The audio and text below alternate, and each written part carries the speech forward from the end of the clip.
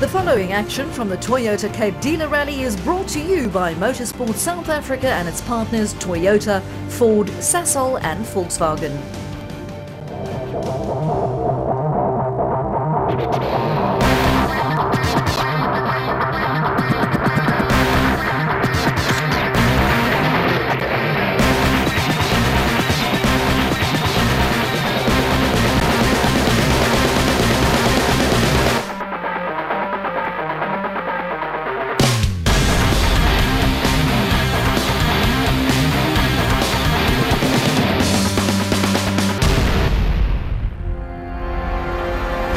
To most spectators and rally fans, the Toyota Cape Dealer Rally, which took place on the 19th and 20th of September this year, won't be much more than round 6 of the South African National Rally Championship.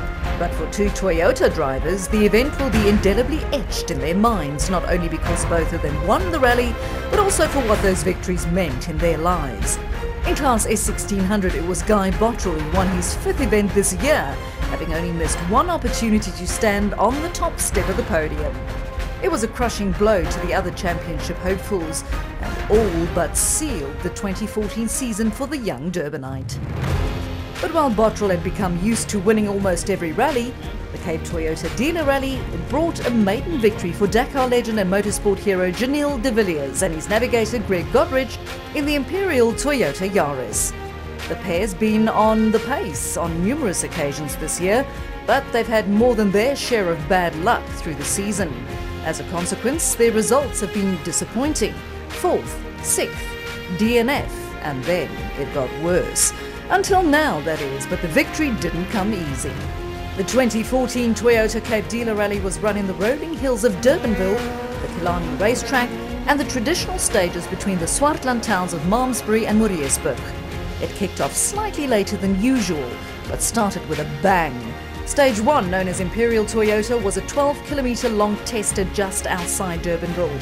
But while the stage wasn't very long, it served as a template for what was to come.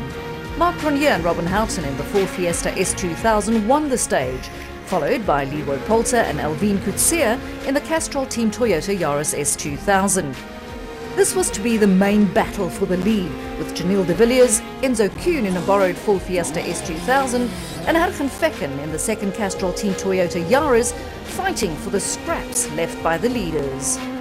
The Sasol Volkswagen Polo of Hans Weiss and Bjorn de Gant also posted top 3 times on a regular basis, making things interesting to say the least. But then, in Stage 6, the first of a 3-loop section on Day 2, de Villiers' Yaris blew a front damper, dropping him down to 6th place and then 7th, with just 4 stages to go. But ahead of him, the field just about imploded. Mark Cronje suffered 2 punctures on his Ford Fiesta. Leroy Poulter experienced a similar damper problem to de Villiers.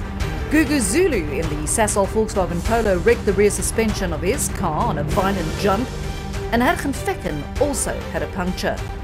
And so it came to the very last stage of the event, with Poulter in the lead and de Villiers just 2 seconds behind him. All that lay between Poulter and victory was a 2-kilometre romp on the grass outside the fabulous Meerendal wine estate in Durbanville. But as any wine drinker will know, there's many a slip twixt fine crystal glass and lip, and it was just one little slip that cost Poulter his 4th victory of the season, handing de Villiers his first ever rally win in the process. So that's how things played out in Class S2000, but things were somewhat different in South Africa's premier rally class for front-wheel drive cars with engines no bigger than 1600cc. But before we get into the action, here's a quick look at how the crews in this class stacked up before the start of the Toyota Cape Dealer Rally. Despite his stumble on the Imperial Cullinan Rally, Guy Bottrell was still very much in command, thanks to a 24-point lead over second-placed Chad van Beurden.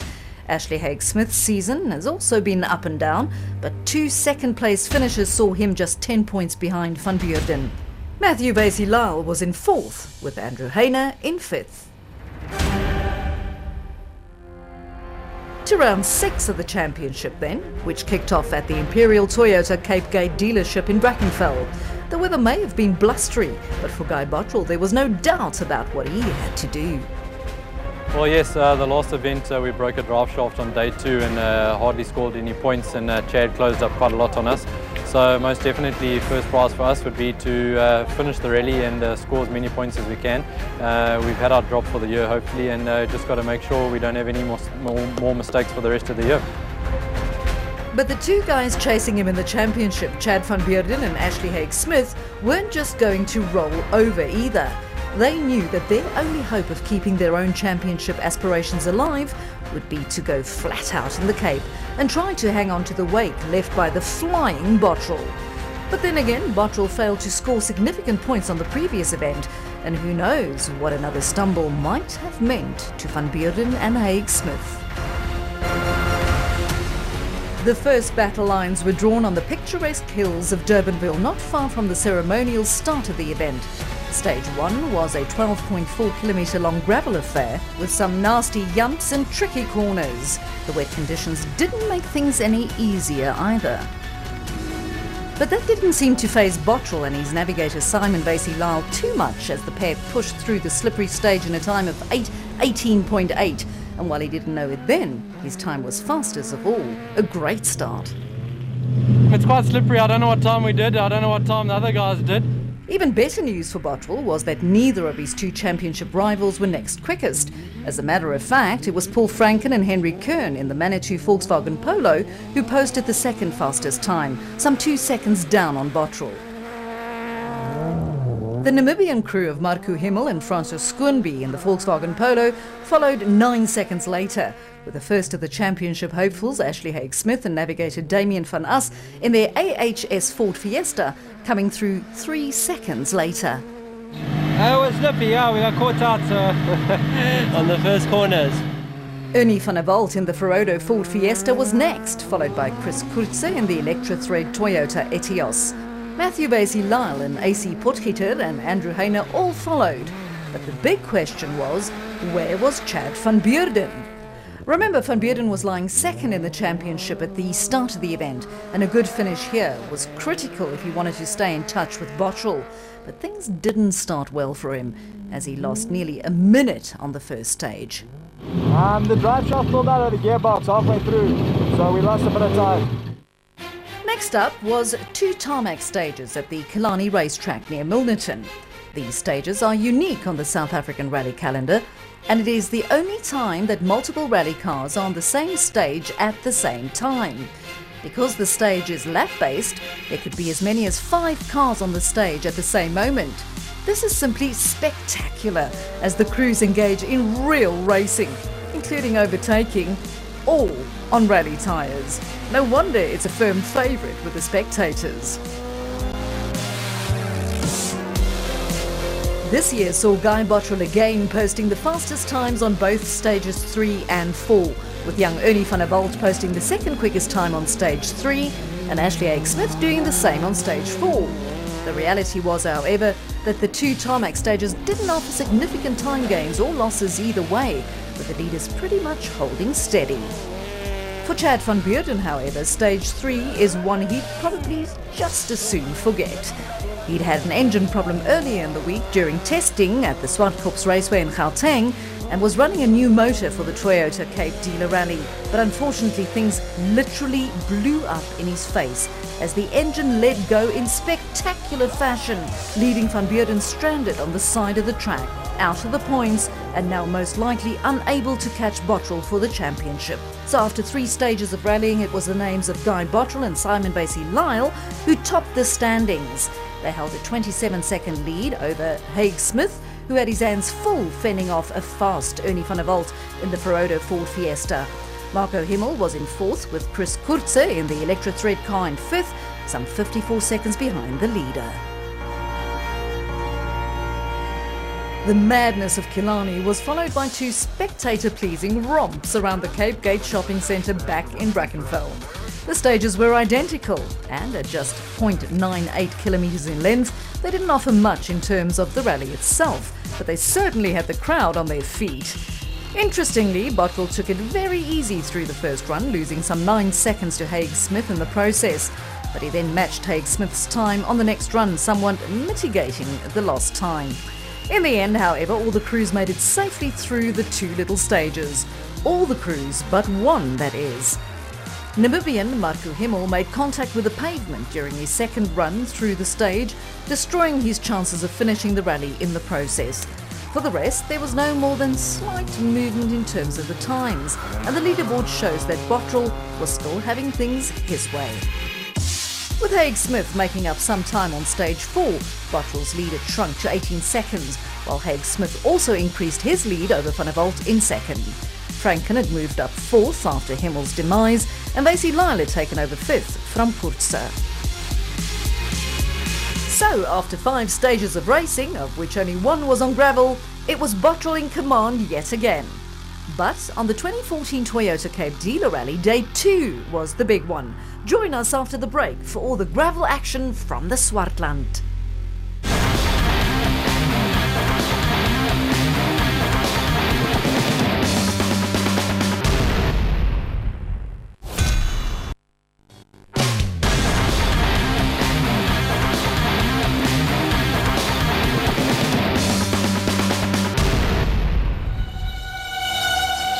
Welcome back to the Toyota Cape Dealer Rally 2014.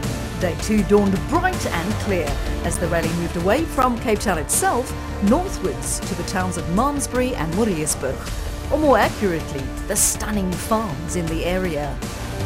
First up was the 26-kilometre long stage 6, known as Langeweens. This was a tester of note, filled with treacherous corners and frightening bends.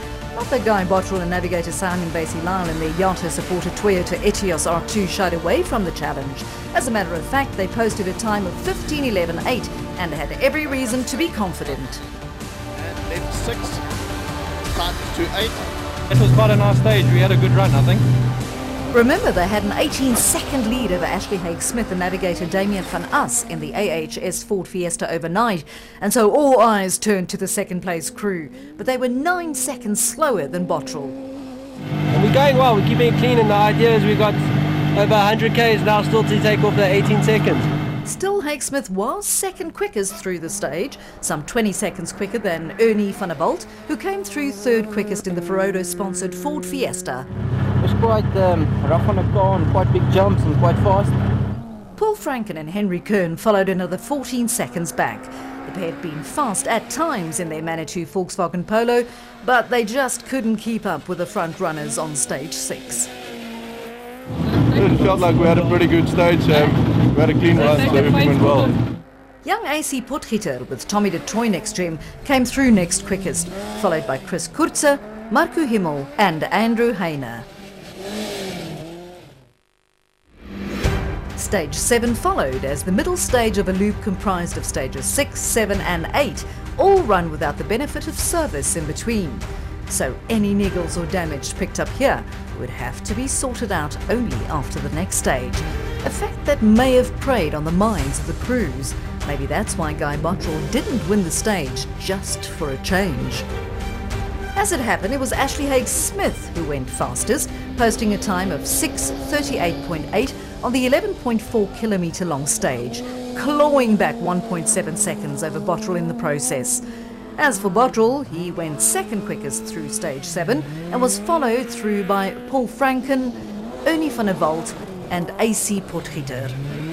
Andrew Heiner was also still hanging on, but lost another 16 seconds to Bottrell on the stage. And so the circus moved to stage 8 of the rally, a spectacular stage of 24.7 kilometres known as Nieuwedam. By now it was clear that either Bottrell was going to make a mistake, handing Haig Smith the win, or not. And since we already know that Bottrell won, it shouldn't come as a surprise that he went faster through stage 8 as well. Admittedly, the young Toyota driver only pipped Haig Smith in the Ford by a single second, but still, he didn't lose time and didn't fall off the road either. And so the Bottrell machine marched on. Behind the two dueling at the front, it was Paul Franken who again went third quickest, and he was followed by Chris Kurzer and Marie van der Walt in the Electrothread Toyota Etios. AC Potgieter and Andrew Heiner were next quickest, with Matthew Vasey Lyle and navigator Skalk van Heerden following them. For Ferodo driver Ernie van der Walt, stage 8 spelled the end of his rally. The deep water in parts of the stage proved too much for his Ford Fiesta R2, and after ingressing some of the standing water, Van der Walt had no choice but to pull over and watch the rest of the field go by. With 8 stages behind them, it was still Bottrell who led from Haig Smith by 27 seconds, a gap that seemingly just wouldn't close. Franken was in third with Kurtz in fourth. Vasey Lyle and Van Beerden hung on for fifth, albeit nearly 5 minutes back. With a loop of 3 morning stages done, the crews were given a chance to lick their wounds and repair their steeds at the Dunlop Service Park before heading out to take on another loop of 2 stages in the area. The first of these was Langerens, a second run through the same stage used earlier that morning. Now, either the stage had dried out somewhat and thus gained some grip, or the crews just knew it better the second time round. Whatever the reason, Bottrell went 16 seconds faster on his second run than in the morning, recording another stage win in the process. Not only that, but he also took another 26 seconds from second-placed Ashley Haig Smith, pushing his lead up to nearly a minute. Despite racing in Haig Smith's backyard, the young Cape Townian just didn't have an answer to Bottrell's pace. But in this, Haig Smith wasn't alone. Paul Franken and navigator Henry Kern in the Manitou Volkswagen Polo were third fastest, but they too lost a lot of time to Bottrell. AC Potgieter was next quickest, and he was followed by Andrew Heine and Robbie Coetzee in the Heine Sport Volkswagen Polo. Chris Kurtze came through next, followed by Matthew Vasey Lyle in the Fragram Toyota Etios. By now the story had become familiar. Bottrell won stage after stage, and Niverdam was no exception. A second run through the 24.7 kilometre stage saw the Durbanite post a time of 15:22.0, 19 seconds faster than the second quickest crew on the stage.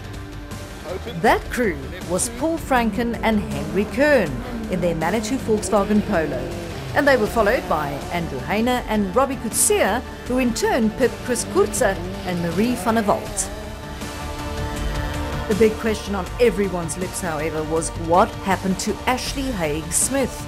As the sole challenger left in the championship race, a good performance in the Cape was critical to his campaign, but it was not to be.